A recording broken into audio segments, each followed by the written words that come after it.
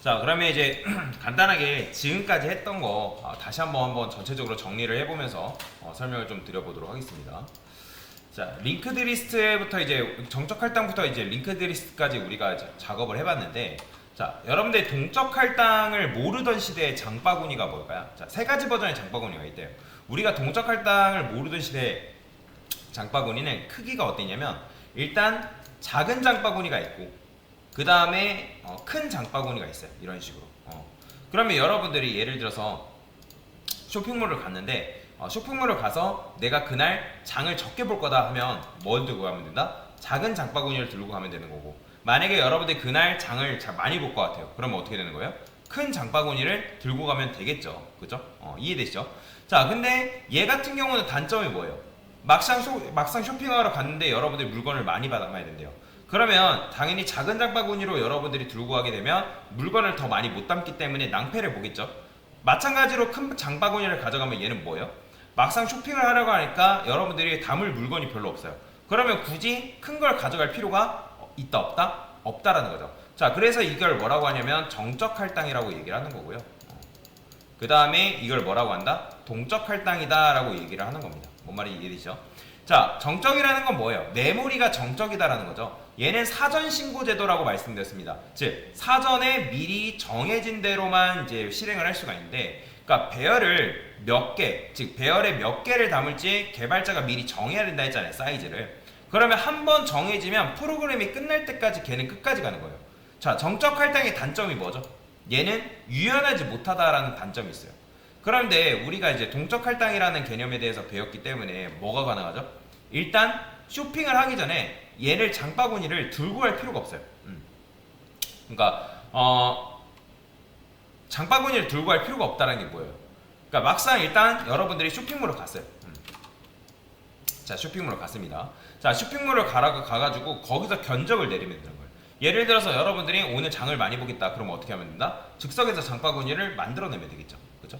뭐 물론 이제 뭐 실제로는 말이 안 되겠지만 장바구니를 가져와서 써야 되는데, 그러면 예를 들어서 여러분들 물건을 많이 담을 것 같다라고 하면 여러분들 어떻게 하면 돼요? 장바구니 딱 나타나라 해가지고 이런 식으로 장바구니를 만들면 되는 거예요.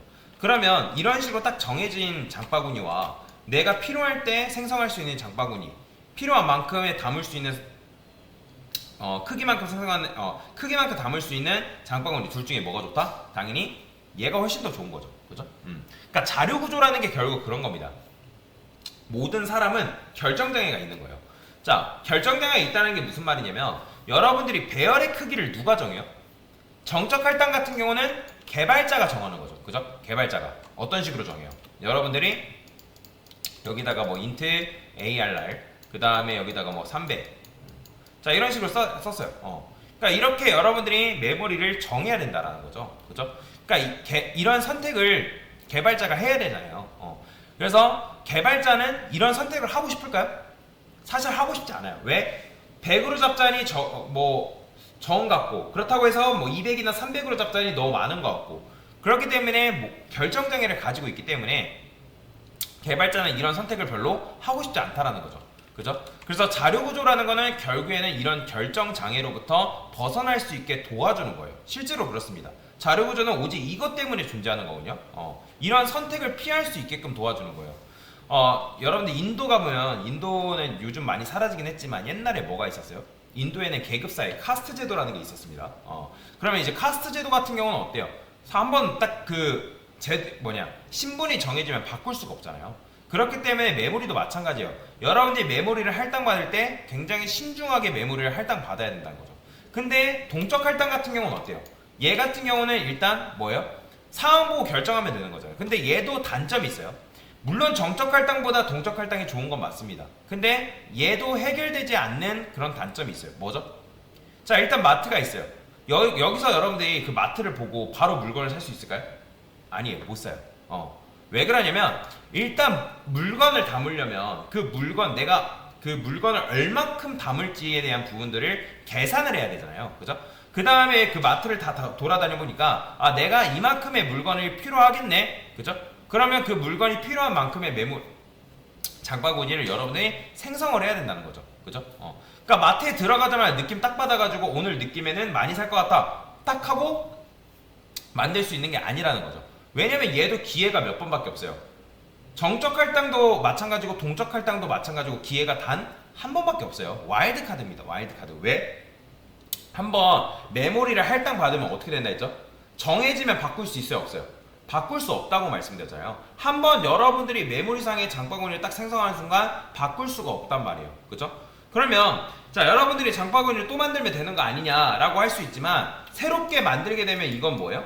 그냥 이건 새로운 장바구니인 거예요. 얘하고 전혀 다른 새로운 장바구니라는 거죠. 그죠?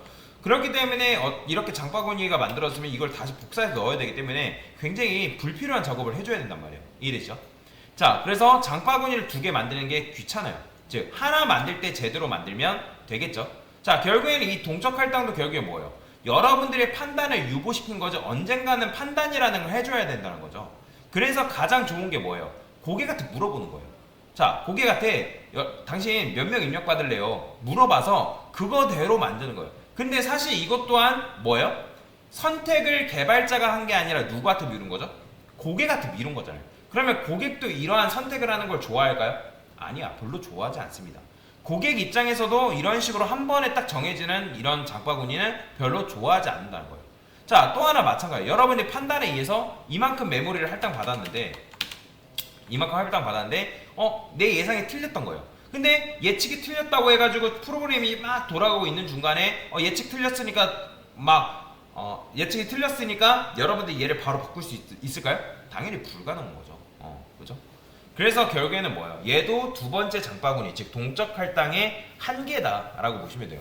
그러면 여러분들이 이거보다 더 좋은 장바구니가 있을까요? 현실 세계에서는 없겠지만 프로그래밍 세계에서는 존재합니다.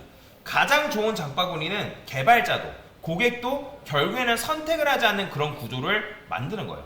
자, 그러면 여기에 여러 마트가 있어요. 그 다음에 장바구니를 이제 여러분들이 딱 하나 조그만 거를 들고 갑니다. 그러니까 얘는 장바구니를 이만큼 생겼어요. 이만큼. 그러면 일단 얘만 들고 가서 여러분들이 일단 용감하게 내가 필요할 때 어떤 물건을 여기다 집어넣어요. 그러면 물건을 집어넣으면 알아서 여기에 물건에 이 장바구니에 물건이 쏙 들어가고 그 물건이 쏙 들어간 다음에 여기에 뭐가 생깁니다. 자, 그리고 그 줄이 뭐한다? 연결이 돼요. 연결. 그러면 여러분들이 쇼핑마트를 돌아다니다가 또 물건을 어떻게 된다? 집어넣어요. 그러면 집어넣게 되면 그 물건에 대한 그 공간이 또 생기고 그 공간의 안에 뭔가가 딱 생겨요. 그 다음에 또 줄이 연결되고요.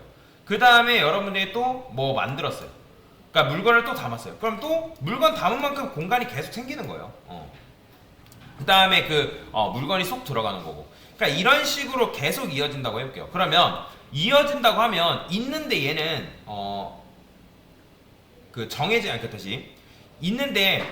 있는 거에 끝이 있을까요? 아니요. 계속 이어나갈 수 있습니다. 여러분들이 나 그만 넣을래 하지 않을 때까지 계속 입력받아서 무한히 넣을 수가 있다는 거예요. 훨씬 좋은 게 뭐예요? 자, 우리가 배열 같은 경우는 어떻죠? 자, 배열 같은 경우는 일단 일직선으로 이어져 있죠. 왜냐면 연속된 메모리이기 때문에. 그죠? 그러면 배열 같은 경우는 일단 사이즈가 정해져 있는데 내가 그 사이즈를 여러분들이 예를 들어서 메모리 공간은 한정되어 있어요. 그죠?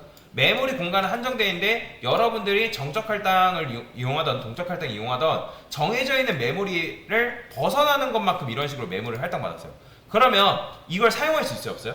당연히 메모리는 한정되어 있고 그 공간을 벗어나게 되면 당연히 프로그램 튕길 수밖에 없습니다. 당연히 사용할 수 없겠죠. 그죠? 그런데 이 세 번째 장바구니, 이 링크드 리스트라고 하는 이런 장바구니는 어떻다? 얘를 이런 식으로 받는 게 아니라 어떻게 받는 거예요?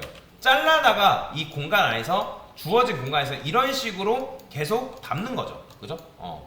그러면 얘도 마찬가지로 우리가 뭐예요? 나는 몇 개를 하겠다. 선택할 필요가 없는 거죠.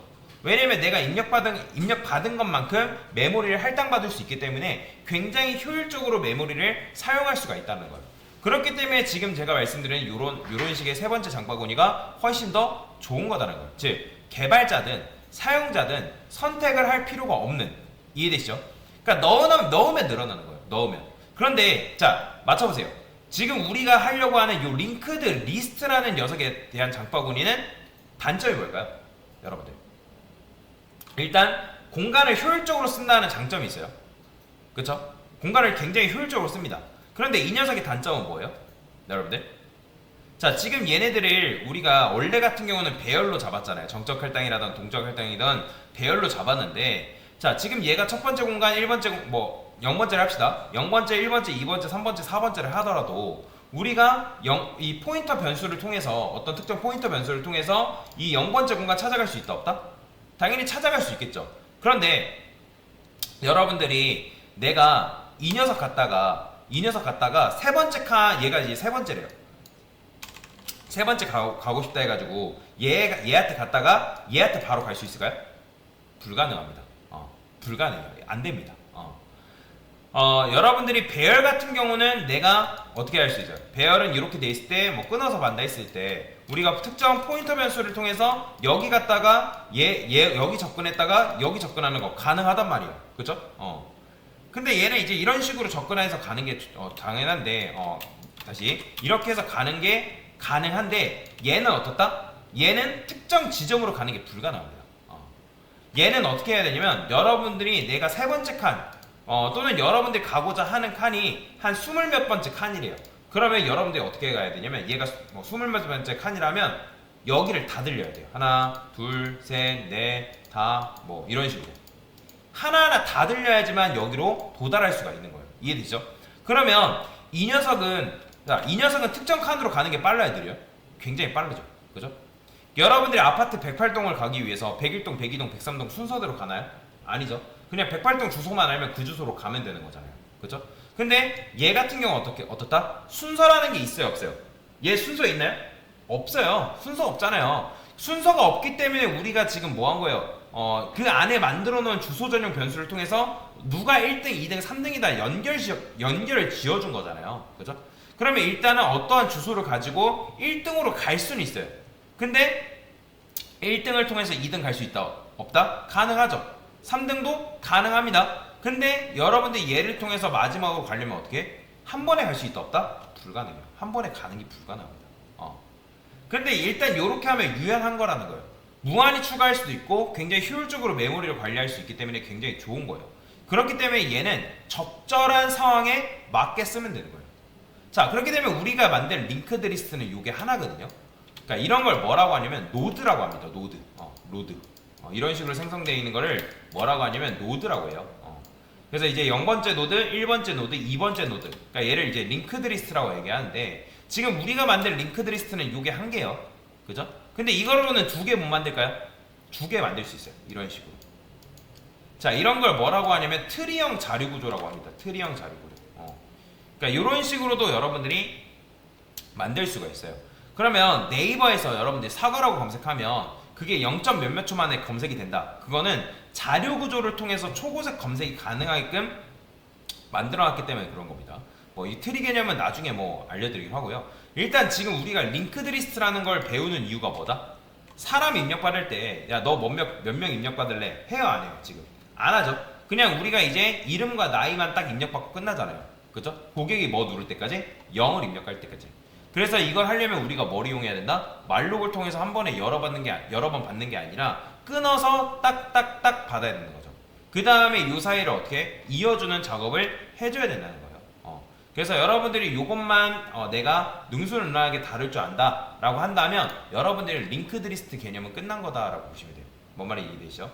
그래서 왜 링크드 리스트를 다루는지에 대한 부분들을 간단하게 다시 한번 설명드린 거다 라고 보시면 되겠습니다.